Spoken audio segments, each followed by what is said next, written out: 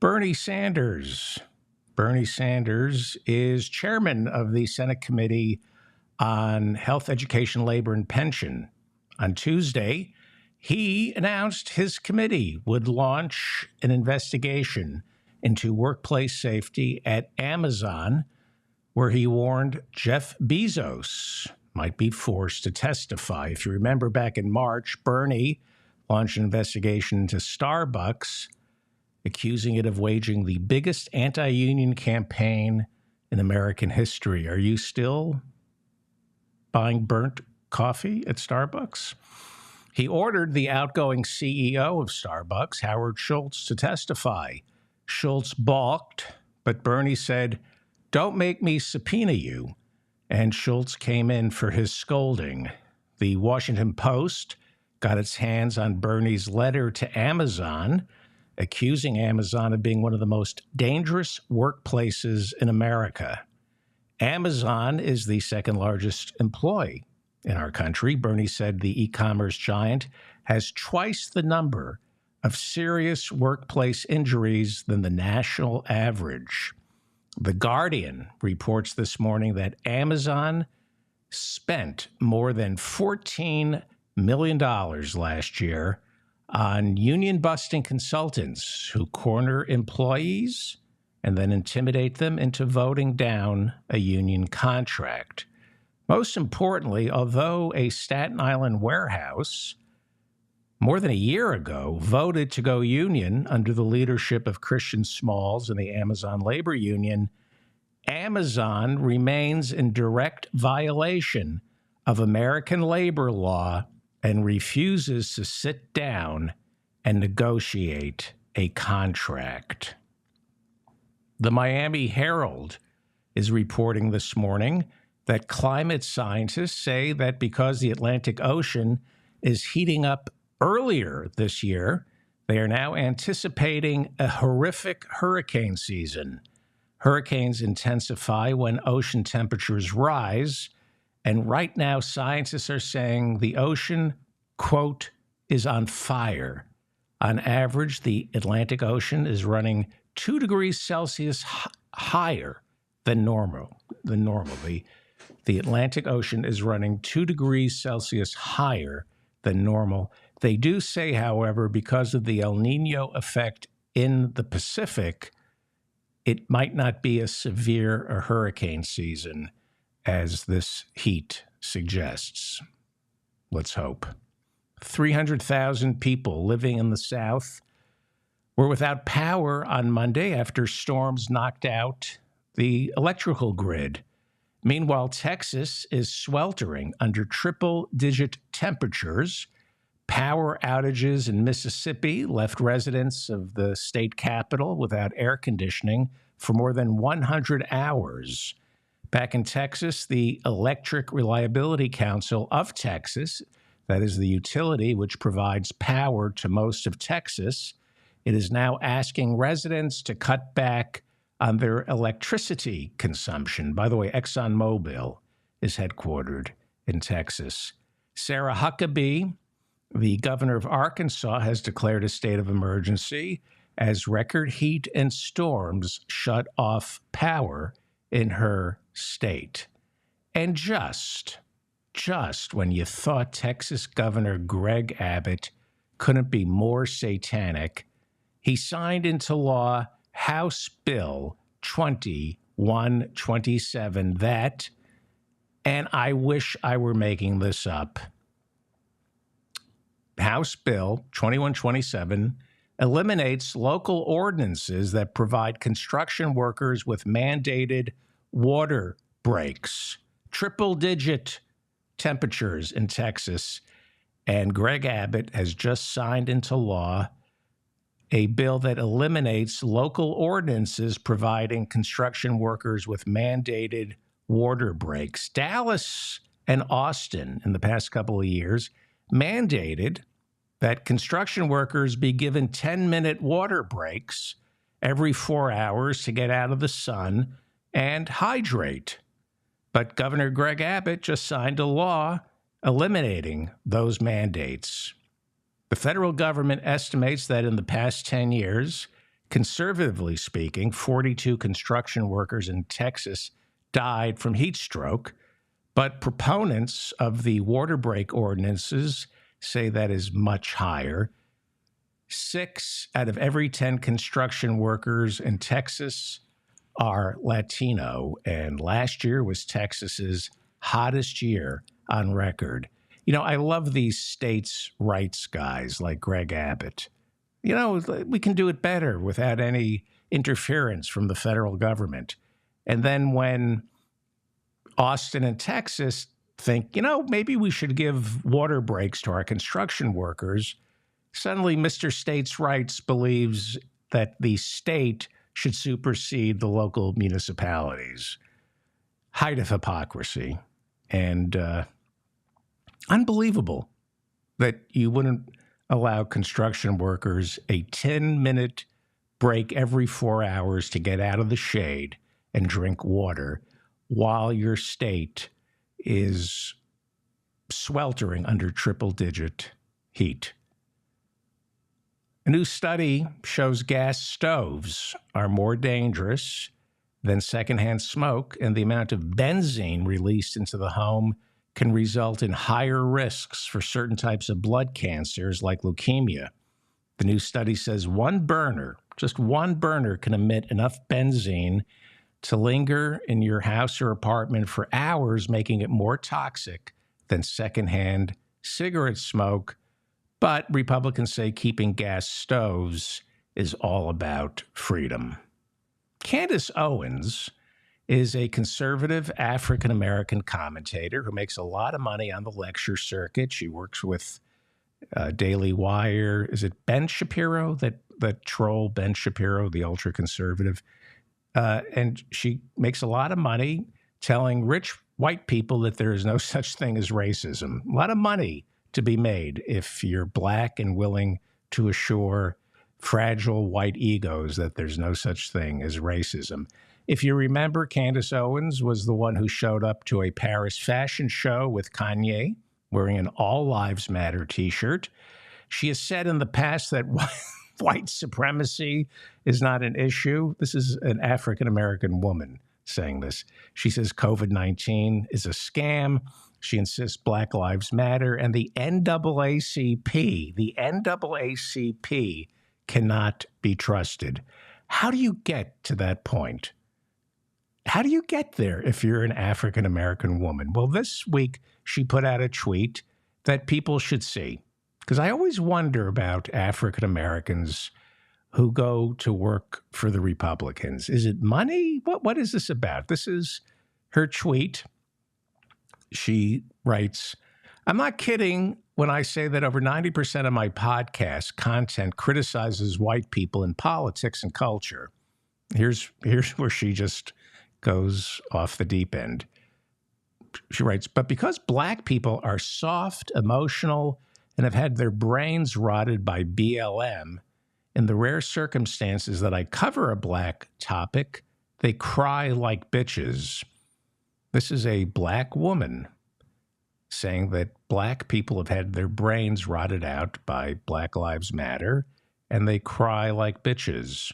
This is what it takes if you're African American and you want to make money, telling fragile white people that the problem is black people, not you. This is what you have to believe. I think she believes this.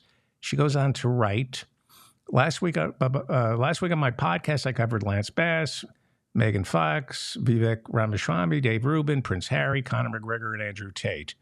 But Juneteenth, right? And then she writes, "Generally speaking, black people today are emotional, silly putty, and cannot take any criticism without crying racism." This is an African-American woman who's making her money working for racists. And she tweets out, "Generally speaking, black people today are emotional, silly putty and cannot take any criticism without crying racism." I don't know if it's solely about making money. I think she's got other issues going on. Very sick. It's very sick. I'd say sad, but she's dangerous and stupid. The United States Coast Guard says there is still no trace of that submersible vehicle that dove 13,000 feet below the North Atlantic Ocean for a tour of the wreckage from the Titanic. 5 people are on board this vehicle, which is roughly the size of a van. Right now, it's underneath choppy water, 600 miles off the coast of Boston. There's enough oxygen to last only a few more hours for the pilot and the 4 passengers who paid $250,000 each for the ride. The Royal Canadian Air Force is helping in the search, despite being hampered by thick fog. $250,000 each to rubberneck. $250,000 to look at the Titanic.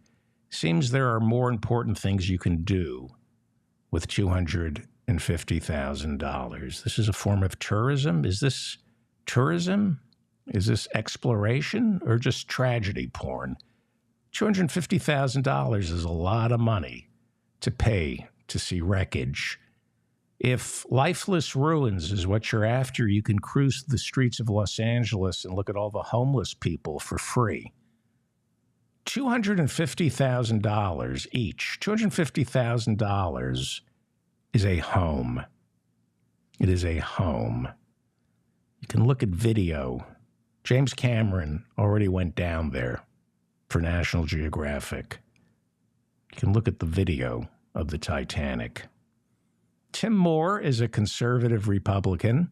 He's the Speaker of the North Carolina House of Representatives. He's responsible for the bathroom bill back in 2016 that barred transgender people from using restrooms based on how they identify. He's also opposed to same-sex marriage. Well, he's getting a divorce. And the divorce is turning out to be almost as ugly as he is. The husband of the woman Tim Moore allegedly carried on his extramarital affair with, the husband of his mistress, is now suing Speaker Tim Moore, accusing him of ruining his marriage, and my favorite part, forcing this guy's wife to engage in humiliating sexual acts to satisfy his craven needs. A tale as old as time, isn't it? As Matthew says, judge not lest ye be judged. In England, Mohammed Nizam, the Conservative Party's mayor of Kiley, I think it's pronounced Kiley, in West Yorkshire, has resigned after he had to apologize for posting a pro-Pride Month photograph on his Facebook page. The conservative Tory mayor was photographed helping raise a gay pride flag, and afterwards he called it a lapse of judgment.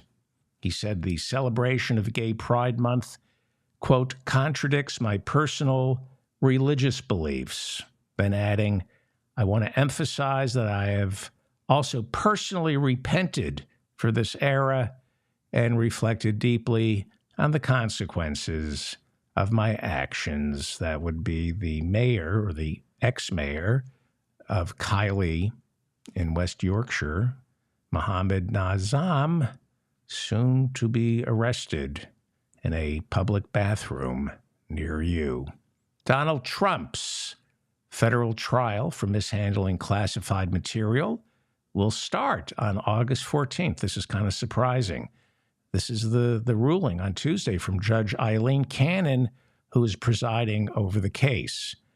Although both prosecutors and Trump's attorneys are expected to petition for delays, Judge Cannon signaled she wants the case settled by the end of the year.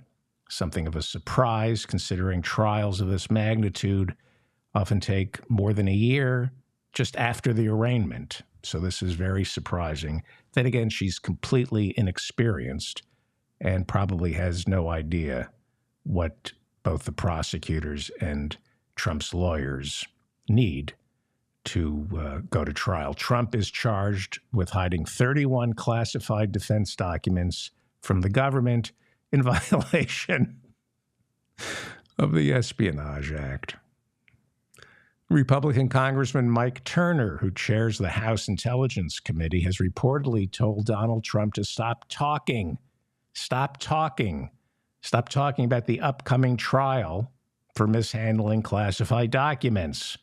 Congressman Turner says Trump's behavior cannot be defended until it looks like Trump is going to be the nominee. Then all of a sudden, these people will get in line. But right now, they're wringing their hands over the mishandling of these classified documents.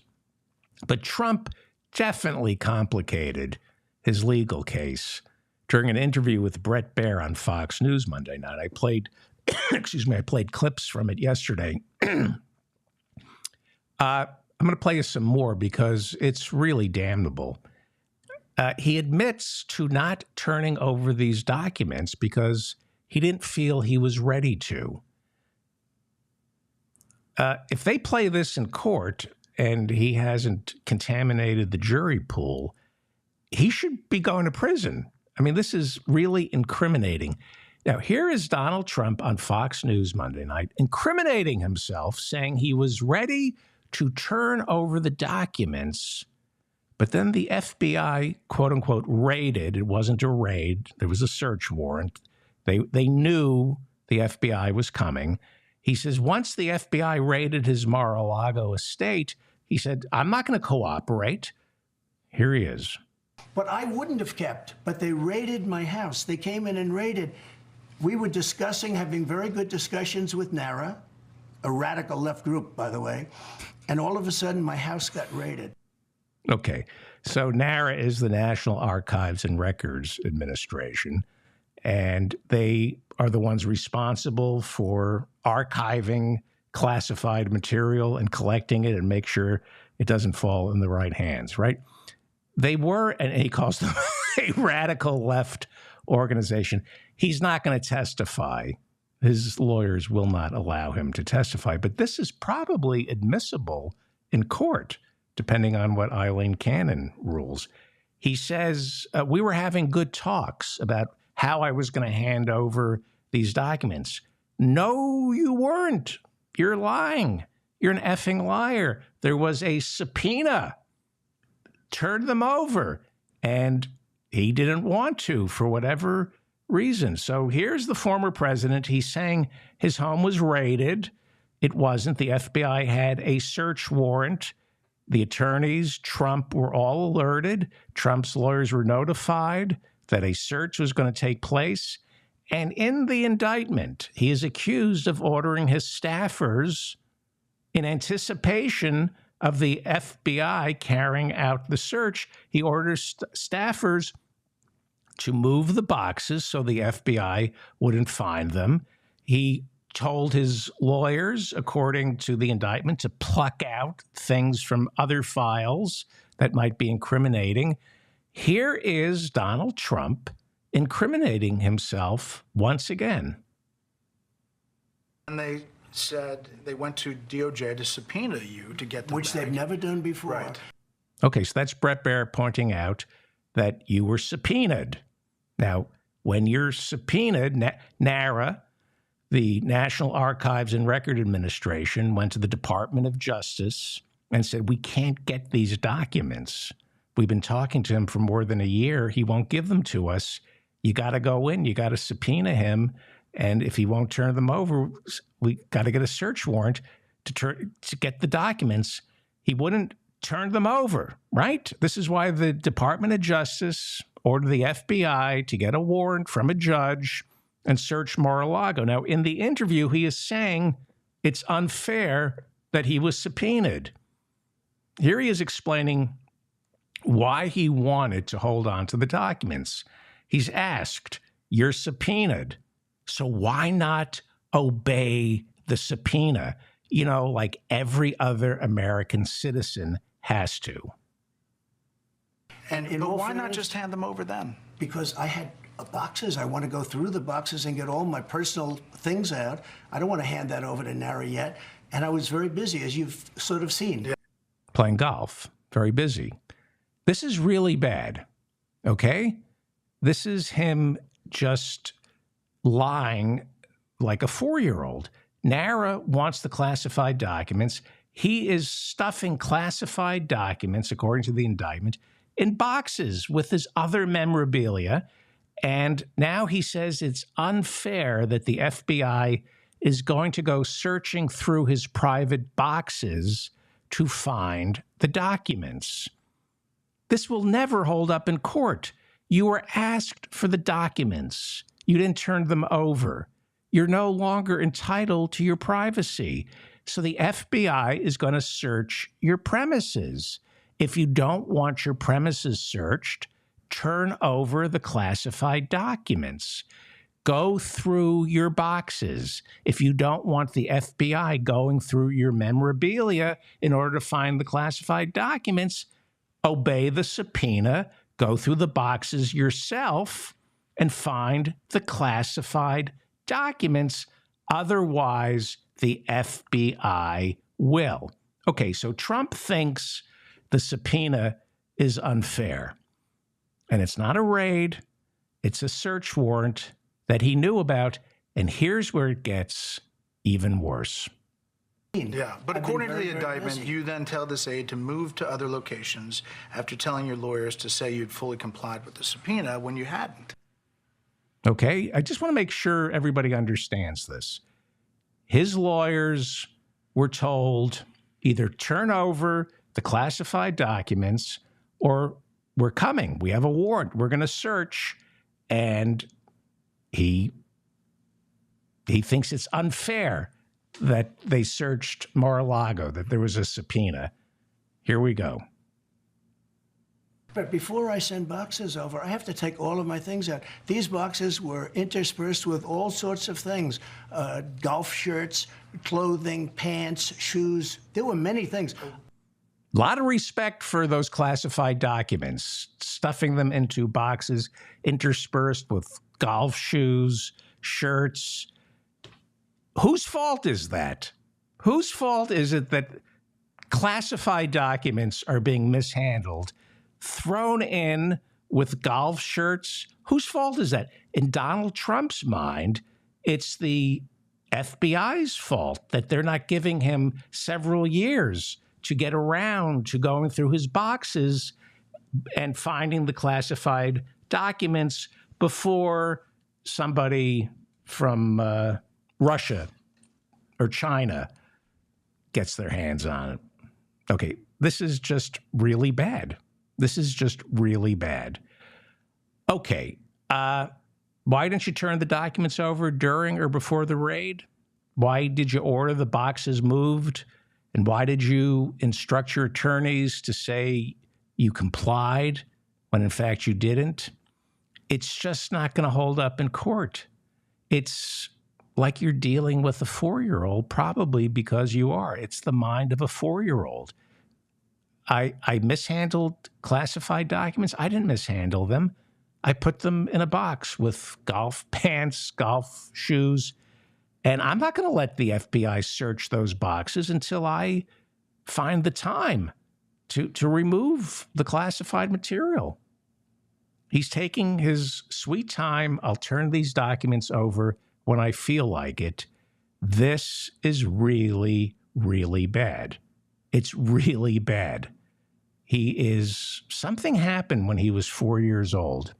He just learned to just lie his way out of everything with no consequences. Hunter Biden pleaded guilty on Tuesday to income tax evasion for the years 2017 and 2018. It was on income of more than $1.5 million. Hunter Biden has since paid back what he owed the government. Biden has also offered to cooperate with federal prosecutors, saying he will not contest charges that he lied about his drug use while filling out paperwork to purchase a gun back in 2018. Biden admits to being a crack addict when he was filling out the application for a gun, and he left out the part where you're supposed to say, I'm a crack addict. May I have a gun, please? He only owned the gun for 2 weeks until his then girlfriend got rid of it. Federal prosecutors say this is not the end of their investigation into the business dealings of the president's son. And Congressman James Comer from Kentucky, he's chairman of the Oversight and Accountability Committee. He accused the Biden Justice Department of going easy on Hunter Biden and vowed that he would continue to look into Hunter Biden's business dealings. That's it. That's the news. I'm David Feldman, reminding you to stay strong and protect the weak. Please share this video with your friends through social media or via email. Please subscribe to my newsletter. Please subscribe to this channel.